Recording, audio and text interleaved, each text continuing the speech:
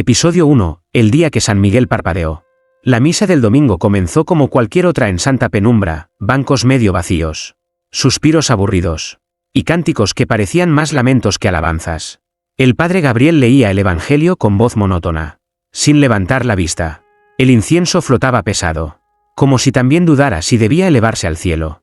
Y entonces, ocurrió. San Miguel me guiñó el ojo, gritó Clara, la niña de 8 años que siempre se sentaba en la tercera fila, justo frente al altar. El silencio que cayó fue espeso, casi doloroso. Algunas ancianas soltaron una risa nerviosa. Otras se persignaron, murmurando algo sobre niños con demasiada imaginación. Pero Clara no sonreía, no bromeaba.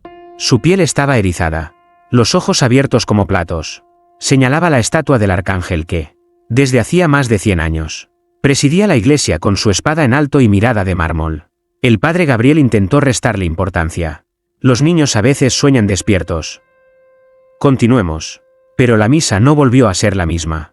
Porque mientras todos rezaban, algunos, los más viejos, los más supersticiosos, alzaban la vista una y otra vez hacia San Miguel.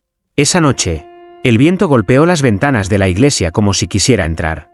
Y a las 3:17 de la madrugada, el campanario sonó. Una sola campanada. Nadie tiró de la cuerda.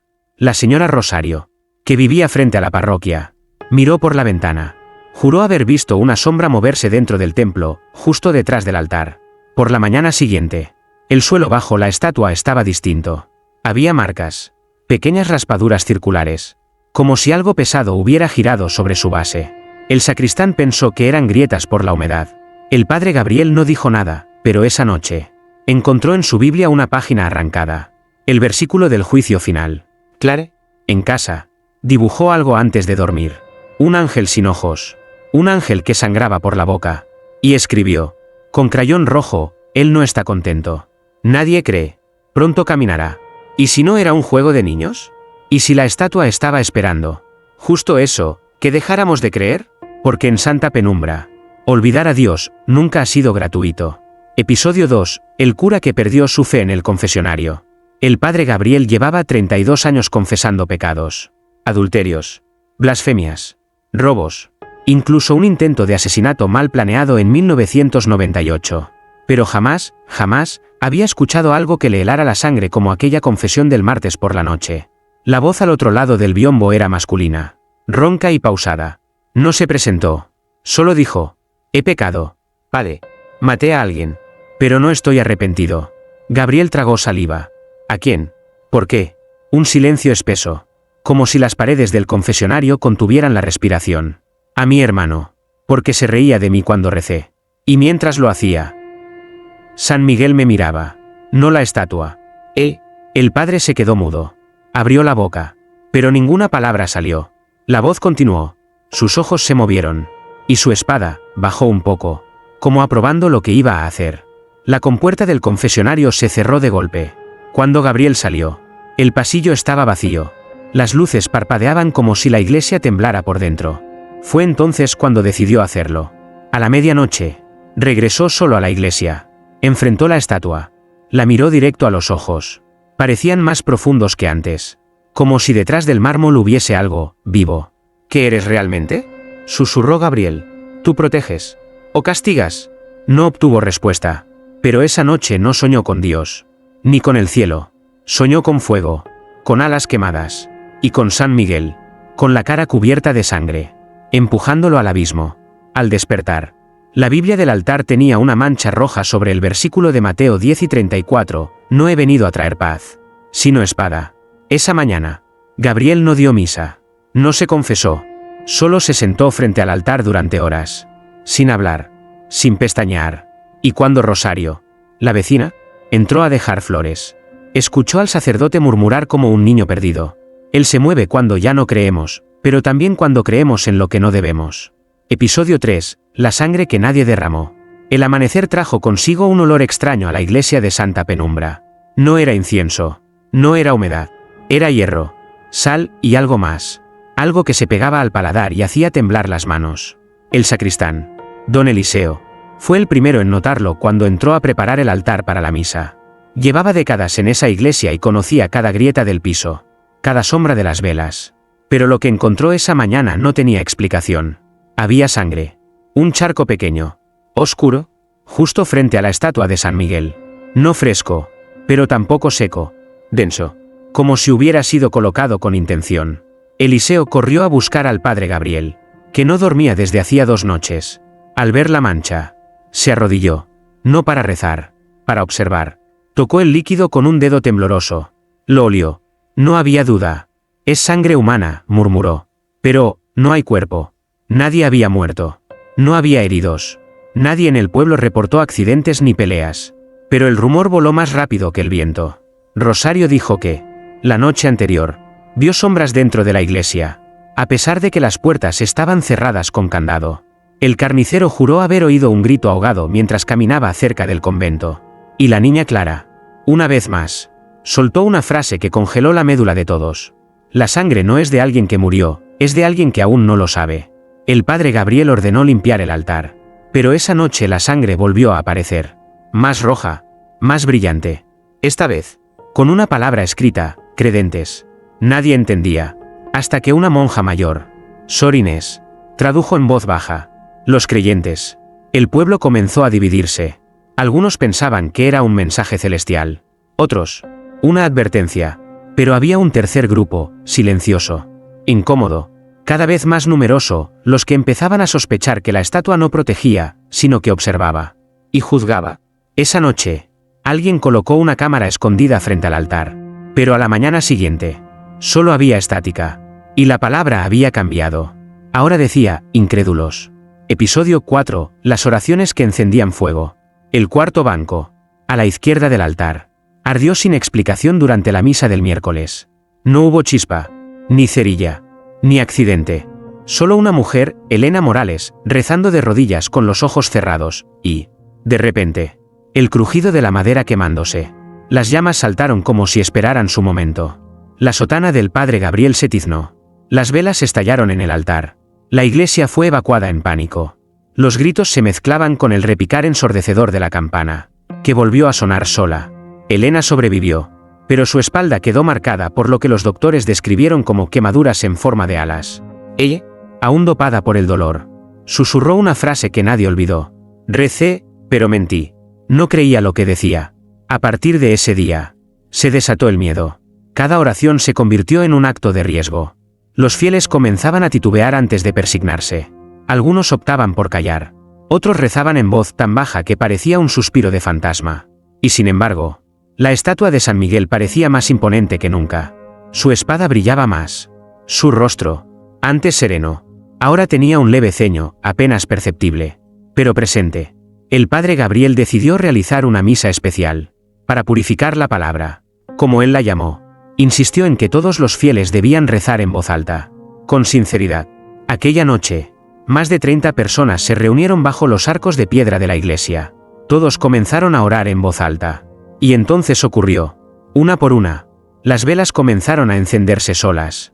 Las llamas se alzaban más altas de lo natural.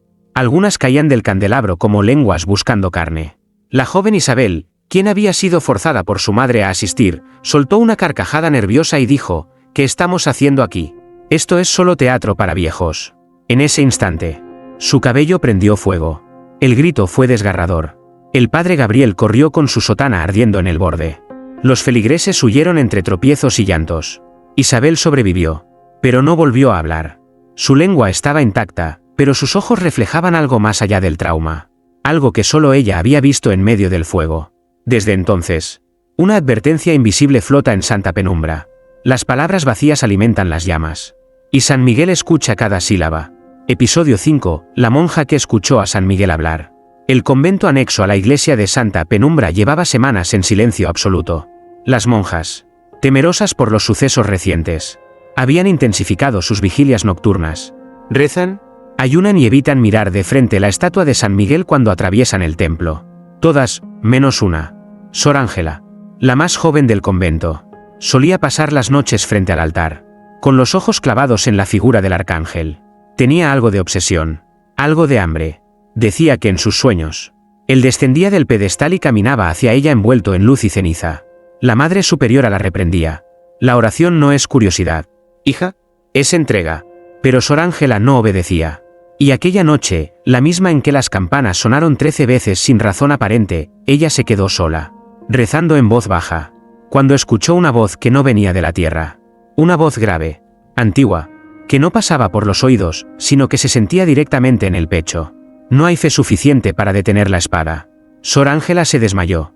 Cayó de rodillas, las pupilas vueltas al cielo, la boca balbuceando palabras en latín antiguo, un idioma que nunca había aprendido. Las otras monjas la encontraron al amanecer. Estaba temblando, con sangre en las palmas por apretar tanto los dedos. Cuando despertó, tenía una frase escrita con ceniza en el borde del hábito. Los fieles mienten. Los ángeles recuerdan. El padre Gabriel fue llamado de inmediato. Al llegar, Sor Ángela ya estaba sentada en la capilla, mirando la estatua con una mezcla de terror y devoción enfermiza. Él me habló, susurró. No como Dios, no como un ángel. Me habló como un juez. Dijo que la fe de este pueblo es una máscara. Y que las máscaras pronto caerán. Esa tarde, la estatua fue revisada por especialistas enviados desde la diócesis. Nada parecía extraño. Pero cuando uno de los técnicos tocó la base para estabilizarla, se le abrió la piel de la mano. Un corte limpio. Como si una hoja invisible le hubiera advertido, no toques lo sagrado. Desde entonces, las oraciones nocturnas se hacen en susurros. Y Sor Ángela ya no duerme. Solo escribe. En latín. Con tinta roja. Episodio 6. El niño que dibujó el infierno. Tenía solo 7 años. Pero Matías hablaba como si hubiese vivido muchas vidas. Su madre decía que era tímido, introvertido, que prefería dibujar a hablar. Pero después de la misa del domingo, sus dibujos comenzaron a cambiar. Ya no eran casas, árboles ni ángeles con alas de colores. Ahora eran figuras oscuras, cuerpos retorcidos, ojos sin pupilas y lenguas que colgaban como ramas muertas. En el centro de cada dibujo, San Miguel. Pero no como en la iglesia, no con mirada celestial, no con gesto heroico. Lo dibujaba sonriendo, con los pies bañados en fuego. La maestra lo notó primero. Pensó que era una broma. Hasta que Matías entregó una hoja empapada en un líquido oscuro. ¿Qué usaste para pintar esto?, le preguntó. Matías respondió, sin levantar la vista. Tierra del patio, y lo que me salió de la nariz anoche. Sangre. Dibujaba con sangre. Los dibujos fueron llevados al padre Gabriel. En uno de ellos, San Miguel aparecía de pie frente al altar y a sus pies un cuerpo al que le faltaba la cabeza. Detrás, una inscripción: Él no castiga el pecado, castiga la mentira. Esa noche, Matías tuvo fiebre. Su madre lo encontró hablando dormido, murmurando frases en voz extraña, como imitando a varios hombres a la vez. Cuando despertó, tenía las manos negras, no de tinta, de ceniza, y debajo de su cama había más dibujos. Uno especialmente perturbador, el interior de la iglesia ardiendo. Y en cada banco, una figura sin rostro. En el púlpito, San Miguel, sosteniendo una lengua. La madre lo llevó al médico. El niño estaba físicamente sano, pero se negó a hablar desde entonces. Solo dibujaba. Y en cada nuevo dibujo, una palabra aparecía escrita, como firmada por una fuerza que no era de este mundo. Preparaos. Los feligreses comenzaron a murmurar que Matías no dibujaba lo que imaginaba, sino lo que se le mostraba. Que era un profeta sin voz, un vidente sin permiso. Esa semana, desapareció el hombre que se sentaba en la última fila de la iglesia. Nadie lo notó al principio, hasta que Matías lo dibujó colgado de los pies detrás del altar. Y en la esquina de la hoja, otra frase: uno por uno. ¿Y si los inocentes no son los más protegidos, sino los primeros en ver la verdad? Episodio 7. El cuerpo que apareció bajo el altar. El suelo crujió. Era algo leve, casi imperceptible, pero el padre Gabriel lo sintió. Durante una misa de jueves por la mañana, solo 6 personas presentes. Notó una vibración debajo del altar. No como un temblor, más bien, como si algo respirara bajo la piedra. Esa misma tarde, ordenó levantar las losas antiguas con ayuda del sacristán. Era una tarea difícil, el altar era centenario. Nadie lo había movido jamás. Pero al retirar la tercera losa, encontraron algo que no debía estar allí. Un cuerpo, en posición fetal, envuelto en una tela sagrada manchada de óxido y humedad. Tenía las manos atadas con un rosario que parecía quemado. Y en su pecho, incrustado entre las costillas, un fragmento de piedra tallado con la silueta de San Miguel. Pero lo más perturbador era su rostro, no tenía ojos. Habían sido arrancados, cuidadosamente. Y su boca estaba cosida con hilo de cáñamo antiguo. Aún tenso, el padre Gabriel retrocedió. El sacristán vomitó. Ninguna autoridad supo explicar cómo había llegado allí. El forense estimó que el cuerpo tenía más de 100 años. Pero su piel, bajo la tela, estaba tan conservada que parecía haber muerto apenas semanas antes. El pueblo entró en pánico. Algunos decían que era un hereje castigado y ocultado por los curas del pasado. Otros susurraban que era un ángel caído, enterrado vivo para que no hablara. Esa noche, la estatua de San Miguel amaneció con una grieta en la espada. No había viento. No había movimiento. Solo la grieta, como una herida recién abierta. Y entonces, ocurrió lo imposible. Una de las monjas que lavaba el altar encontró, al lado del cadáver ya retirado, un trozo de pergamino enrollado. Tenía una oración escrita en latín arcaico. La tradujeron con ayuda de un teólogo. Si el altar se profana con mentiras, la justicia despertará bajo los pies del cielo. Esa frase, desde entonces, está grabada con tiza en el muro detrás del altar. Nadie sabe quién la escribió. Pero Clara, la niña que todo lo ve, dijo algo que nadie se atrevió a ignorar. Ese cuerpo no fue puesto ahí, fue atrapado ahí.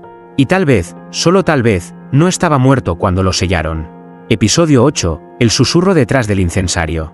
La fragancia del incienso siempre había traído calma a los muros agrietados de Santa Penumbra. Pero esa noche, su aroma parecía más denso. No elevaba las plegarias, las hundía. El padre Elías, enviado por la diócesis como refuerzo espiritual tras los últimos acontecimientos, decidió realizar una misa de medianoche para purificar el templo con oración y humo santo. Nadie quiso asistir, solo él, Sor Ángela, quien ya apenas dormía, y el incienso. El altar brillaba bajo la luz de los cirios. El silencio era sepulcral. Y mientras el padre Elías balanceaba el incensario de plata, un murmullo, sutil como un aliento, lo detuvo en seco. «Cree, o muere». Se volvió. No había nadie. Continuó. Más rápido. El humo dibujaba figuras irreales en el aire. Alas quebradas. Rostros alargados. Cruces torcidas. No basta con rezar, hay que arder. La voz volvía. Más cerca. Más dentro. Elías dejó caer el incensario. La cadena tintineó en el mármol. Cayó de rodillas, jadeando. Se apretó el pecho. Sentía que le faltaba el aire, pero el oxígeno no era el problema. Era la culpa. Recordó entonces lo que había escondido durante años. Lo que confesó solo una vez. En voz baja. Y jamás espió. La joven monja en otro pueblo. La promesa de silencio. El pecado disfrazado de caída espiritual. Tu alma huele a incienso, pero está manchada. La estatua de San Miguel parecía inclinarse levemente hacia él. No se movía. Pero su sombra sí. Era más larga. Más afilada. Como la hoja de una espada lista para caer. Elías gritó. Sor Ángela lo encontró temblando detrás del altar. Había arrancado un pedazo de su sotana. Lo había metido en la boca y se lo tragaba a pedazos. Decía que la lengua mentía demasiado y que debía purificar la carne del verbo. Fue internado en un convento psiquiátrico la mañana siguiente. No reconocía a nadie. Solo repetía una frase con voz ronca y seca. El juicio no vendrá del cielo, ya está aquí. En piedra. Desde entonces, nadie osa usar el incensario. Nadie quiere escuchar lo que el humo podría traer de vuelta. Episodio 9, la cruz que cayó sola. Había una cruz de madera maciza, colgada sobre la entrada del templo de Santa Penumbra. Medía más de 2 metros de alto. Y estaba asegurada con clavos oxidados que habían resistido tormentas, terremotos y el olvido. Nadie la tocaba. Era sagrada, intocable. Hasta el domingo en que cayó. Julia Ramos, madre soltera, entró a la iglesia llevando en brazos a su bebé de 6 meses. Era la primera vez que se atrevía a regresar tras años de distancia con la fe. No por convicción, sino por presión de su madre, que insistía en bautizar al niño para protegerlo. Pero Julia no creía. Ni en el agua bendita, ni en las palabras, ni en los santos, y mucho menos en la figura imponente de San Miguel. Mientras caminaba por la nave central, pasó junto a la pila bautismal y murmuró, sin mirar a nadie: esto no sirve para nada. Si Dios existiera, no me habría dejado sola. En ese instante, la cruz cayó. No con estruendo, no como un accidente. Cayó con precisión milimétrica, silenciosa, seca. Aplastó el banco donde Julia había estado sentada apenas 10 segundos antes. Los fieles gritaron. El padre Gabriel corrió al frente. El bebé lloraba, pero estaba ileso. Julia, pálida, temblorosa, solo repetía: no me moví, me movieron. Alguien me empujó. Cuando revisaron las cámaras de seguridad, vieron la escena desde 2 ángulos. El momento exacto. El silencio roto. el descenso lento y preciso de la cruz. Y algo más. Una sombra que no tenía dueño. Una silueta delgada, alta, que se proyectaba desde el altar, justo en dirección a Julia. El análisis técnico descartó fallas en la estructura. Los clavos no estaban rotos. No hubo viento. Y sin embargo, la cruz, después de caer, quedó inclinada como si hubiera sido sostenida en el aire, antes de golpear. El padre Gabriel interpretó el hecho como una advertencia. Otros pensaron que fue un milagro, el niño estaba vivo. Pero Clara, la niña vidente, lo dijo de forma distinta. La cruz no quería matarla, quería despertarla. Y en santa penumbra, todo lo que despierta, siempre exige algo a cambio. Episodio 10, el juicio de los no creyentes. Lo que comenzó como un susurro en las bancas se convirtió en grito en las calles. En santa penumbra, la gente ya no hablaba del demonio, sino de los tibios. De los que rezaban por costumbre. De los que fingían creer para encajar. De los que miraban a San Miguel, pero no con fe, sino con miedo. Y como todo miedo sin control, nació la necesidad de un culpable. Una noche, un grupo de feligreses, liderados por el carnicero Esteban y la maestra doña Loreto, organizó lo que llamaron la purificación del templo. No era una misa, era un juicio. Colocaron una mesa frente al altar. Pusieron una cruz sobre ella, una Biblia, y al lado, un candelabro con velas negras. La estatua de San Miguel los observaba desde su pedestal. Silenciosa, pero más oscura que nunca. Uno por uno, fueron llamando a quienes consideraban sospechosos, el joven que no se arrodillaba al entrar, la mujer que nunca comulgaba, el viudo que decía no rezar desde la muerte de su esposa. Cada acusado debía jurar su fe ante la comunidad. Si sus palabras eran aceptadas, se les dejaba marchar. Si no, debían pasar la noche en vela frente a la estatua. Al principio, parecía un juego grotesco, pero el ambiente se volvió espeso, denso, como si cada juicio dejara una huella invisible en los muros. Hasta que le tocó a Mario Valdés. Él no mintió, no fingió, no creo, dijo, sereno, pero respeto. Nunca he blasfemado, ni me he burlado. Simplemente, no siento a Dios. El grupo murmuró. Algunos exigían castigo. Otros, pie. La estatua, en su inmovilidad, parecía inclinar levemente la cabeza. Esa noche, Mario fue obligado a quedarse solo frente al altar. A la mañana siguiente, lo encontraron colgado de los pies en la entrada del templo. No estaba muerto, pero su boca estaba sellada con cera de vela. Y en su frente, escrita con sangre seca, una palabra, tibio. El pueblo despertó dividido. ¿Castigo divino o fanatismo humano? El padre Gabriel, cada vez más silencioso, escribió en su diario una sola frase. Cuando el juicio no viene del cielo, lo fabrican los hombres. Y eso también es pecado. Pero Santa Penumbra ya no escuchaba advertencias. Solo buscaba quién sería el próximo en caer. Episodio 11, el espejo del alma. El espejo apareció un lunes. Al amanecer, justo frente al altar. Nadie supo quién lo colocó. No había registros, ni testigos, ni marcas de arrastre en el suelo. Solo estaba ahí, un espejo antiguo, de marco dorado y madera tallada, cubierto con un velo negro. El sacristán quiso retirarlo, pero el padre Gabriel lo detuvo. No lo toques, dijo con una voz que no era suya. A veces, lo que refleja, no puede desreflejarse.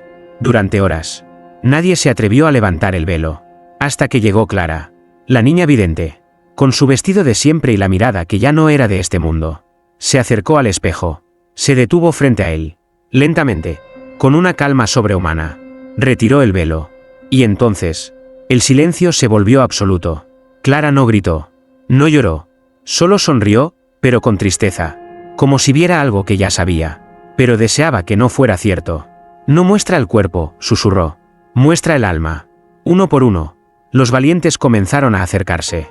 Algunos veían sus reflejos distorsionados, envejecidos, con llagas que no tenían. Otros se veían ardiendo, llorando sangre, o con los ojos vacíos. Pero lo peor no era lo que veían, era lo que sentían. El espejo no mostraba el castigo, mostraba el juicio interno, lo que llevaban escondido, lo que fingían no ser. Y cuando Sor Ángela se reflejó en él, cayó de rodillas. Gritó que en su reflejo San Miguel la señalaba con su espada, que su hábito ardía, que sus rezos se convertían en ceniza. Intentaron apartarla, pero se resistió. Golpeó el espejo con los puños hasta sangrar, mientras gritaba, «No soy pura, no soy digna, él lo sabe». El padre Gabriel cubrió el espejo con el velo negro otra vez. Esa noche, sin que nadie lo notara, El espejo desapareció. Como había llegado, en silencio, sin huellas. Pero algo quedó. Donde antes estuvo el espejo, había ahora una mancha negra en el suelo, imposible de limpiar. Y una frase escrita en el muro detrás del altar, como grabada con fuego: el alma juzga antes que el cielo. Y desde entonces, nadie en Santa Penumbra se atrevió a mirarse a los ojos durante la misa. Episodio 12, el día que San Miguel caminó. Todo comenzó con un silencio distinto. No era el silencio del respeto, ni el de la madrugada. Era un vacío sonoro, como si el aire se negara a vibrar. Era viernes. Santa Penumbra despertó cubierta por una neblina espesa que no venía del cielo, sino del suelo. Se arrastraba entre las piedras, subía por los muros, y se metía por las rendijas de la iglesia. Nadie sabía por qué, pero nadie salió de casa ese día, salvo Clara. La niña cruzó la plaza sola, descalza. Llevaba una hoja entre los dedos, un dibujo. En él, San Miguel bajaba del pedestal. Detrás de él, el templo ardía. A las 3:33 p.m. La campana sonó 13 veces. Sin cuerda, sin manos. Las cámaras de seguridad de la parroquia, colocadas semanas antes por la diócesis, captaron el momento exacto. Primero, un leve crujido. Luego, el pedestal agrietándose lentamente. Y finalmente, la estatua bajando un pie. Un movimiento torpe, pero real. La piedra raspó el mármol con un chillido inhumano. El otro pie descendió. La espada bajó. Y los ojos de San Miguel, vacíos durante 100 años, brillaron con un fulgor interno, como si contuvieran el fuego del juicio eterno. El padre Gabriel lo vio todo desde el confesionario. No huyó, no gritó, solo se puso de pie y caminó hacia él. ¿Qué quieres?, preguntó. ¿Castigo? ¿Sangre? ¿Redención? La estatua no respondió con palabras. Dio un paso, luego otro. Las cámaras captaron cada instante, cada sombra deformándose. El último cuadro de vídeo muestra a San Miguel frente al altar, la espada en alto, y una silueta a sus pies, la del padre Gabriel, de rodillas. Cuando los fieles entraron horas después, no encontraron ni al sacerdote ni a la estatua. Solo quedó el pedestal vacío, y una frase grabada con fuego en el mármol. Donde no hay fe, yo camino. Desde ese día, nadie ha celebrado misa. Nadie se ha atrevido a rezar en voz alta. Y en las noches más oscuras, algunos vecinos juran escuchar pasos pesados dentro de la iglesia vacía, pasos de piedra, pasos de juicio. Porque el verdadero terror no es que San Miguel se haya movido, es que aún no se ha detenido. Episodio 13, las huellas que ardían en la piedra. El altar estaba vacío. La figura de San Miguel había desaparecido. Y con ella, todo rastro de certeza. Pero al día siguiente, algo más apareció. Huellas. No de barro, no de sangre. Eran quemaduras. Marcas negras. Profundas, como si cada paso hubiese sido dado con fuego. Comenzaban en el pedestal y atravesaban la nave central. Doña Loreto, la maestra, fue la primera en verlas. Cayó de rodillas al entrar al templo, balbuceando salmos que ya no recordaba completos. Cuando intentó tocar una de las marcas, su piel se enrojeció al instante, como si hubiese acercado la mano a una plancha hirviendo. El padre Gabriel seguía desaparecido. El pueblo comenzó a murmurar que se había sacrificado. Otros decían que había sido elegido para el juicio. Pero Clara, la niña, tenía otra teoría. San Miguel no se llevó al padre, lo está guiando. Esa tarde, el cielo sobre Santa Penumbra se volvió color cobre. Las nubes se detenían justo sobre el campanario, como si el tiempo mismo se negara a avanzar. El sacristán intentó limpiar las huellas con agua bendita. El balde explotó entre sus manos. Nadie volvió a intentarlo. Fue entonces cuando Sor Ángela, ya completamente transformada por las visiones, entró con una caja de madera antigua. Decía haberla encontrado en una cripta olvidada bajo el convento. Dentro, había un manuscrito, páginas ennegrecidas por el tiempo, escritas en una mezcla de latín y símbolos arcanos. En la primera hoja, una advertencia: cuando el ángel de la espada camine, su fuego señalará el juicio. No sigas las huellas, a menos que desees ver tu alma sin velo. La caja contenía también un mapa. En él, la iglesia estaba marcada con tinta roja, pero las huellas seguían hacia las afueras del pueblo, atravesando el cementerio, hasta un punto sin nombre. Clara lo señaló. Allí es donde terminará, donde el cielo decida si se cierra, o se abre para siempre. Esa noche, las huellas ardieron por sí solas. Llamas azules, silenciosas, que no consumían el suelo, pero iluminaban todo con un resplandor espectral. San Miguel no desapareció. Solo ha comenzado su camino. Y cada paso que da, deja una marca en el mundo que ya no puede borrarse. Episodio 14, el lugar donde Dios nunca miró. Las huellas ardientes terminaban en un punto del mapa sin nombre. Una colina baldía, detrás del antiguo cementerio, donde nadie ponía pie desde hacía décadas. Los ancianos del pueblo la llamaban el Alto del Olvido. Decían que allí ni siquiera las aves volaban, y que el eco nunca regresaba cuando se gritaba. Sor Ángela, Clara y un pequeño grupo de fieles, los pocos que aún no habían huido de Santa Penumbra, siguieron las marcas al anochecer. El cielo tenía un tono imposible, ni azul, ni negro, ni rojo. Era un color de advertencia, como el borde de una herida que no cierra. Al llegar, encontraron un círculo de piedra hundido en la tierra. No era natural. Cada roca estaba tallada con símbolos arcanos, los mismos que aparecían en el manuscrito de la caja. En el centro, un hueco, profundo como un pozo, pero sin fondo visible. Y entonces, Clara habló, con una voz que no era suya. Este es el lugar que Dios nunca miró, porque no fue hecho por él, sino por quienes lo desafiaron. El viento se levantó. No era brisa, era aliento, como si algo exhalara desde el abismo. De repente, el fuego volvió. Las huellas que los guiaban se encendieron, una por una, formando un círculo de llamas alrededor del pozo. Y en medio de la luz, apareció él, San Miguel, no como estatua, no como visión, sino como presencia, humana en forma, inhumana en esencia. Sus alas eran de sombra, su espada, de luz líquida, su rostro no tenía rasgos. Era un espejo que devolvía lo peor de cada uno. Clara cayó de rodillas. Sor Ángela lloró sangre. Y todos escucharon, sin que nadie hablara, una única sentencia: Dios no mira este lugar, porque aquí, el juicio no necesita testigos. Uno de los hombres del grupo, Tomás, quien se decía creyente pero golpeaba a su mujer en secreto, corrió hacia el pozo para escapar. Antes de llegar, fue envuelto por una lengua de fuego y desapareció sin un grito. Los demás no se movieron, porque entendieron. No había salvación allí, solo revelación. El Alto del Olvido no era un sitio. Era una puerta. Y esa noche, San Miguel la abrió. Episodio 15, la fe que ardió sin cuerpo ni alma. La puerta estaba abierta, pero no conducía al infierno, ni al cielo. Era algo más primitivo, más antiguo. Un espacio donde la fe no era virtud, sino prueba. Un umbral donde cada pensamiento se volvía llama. Y cada duda, sentencia. Clara fue la primera en cruzarlo. No caminó, flotó, como si la tierra ya no la reconociera como carne. Su cuerpo era luz temblorosa, pero su sombra era humana. Y lloraba. Sor Ángela la siguió, arrastrando su hábito hecho jirones. Con cada paso, sus pecados brotaban de su piel como ceniza caliente. No gritó, solo cantó, un salmo sin melodía, sin palabras, solo con el eco de su alma fracturada. Los que quedaron afuera retrocedieron, uno a uno, huyeron del círculo de fuego. Pero fue inútil, porque el fuego ya no quemaba desde afuera. Estaba dentro de ellos. Las llamas salían por los ojos, por la boca, por el pecho. Era una combustión sin humo, sin olor, una purga del alma, sin cuerpo que la contuviera. En el centro del círculo, San Miguel levantó su espada, no para matar, para dividir. El mundo tembló. En el pueblo, los relojes se detuvieron, las campanas se partieron en dos.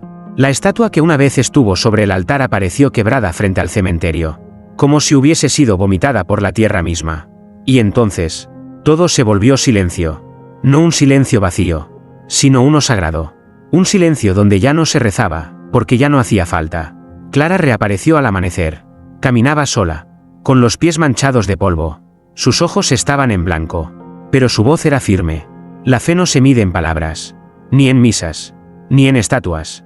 Se detuvo frente a lo que quedaba de la iglesia y susurró: la verdadera fe es la que arde sin cuerpo, sin alma, solo verdad. Luego se desvaneció. No murió, no se fue, solo dejó de estar. Y Santa Penumbra quedó de pie, pero vacía. Nadie volvió a hablar de San Miguel.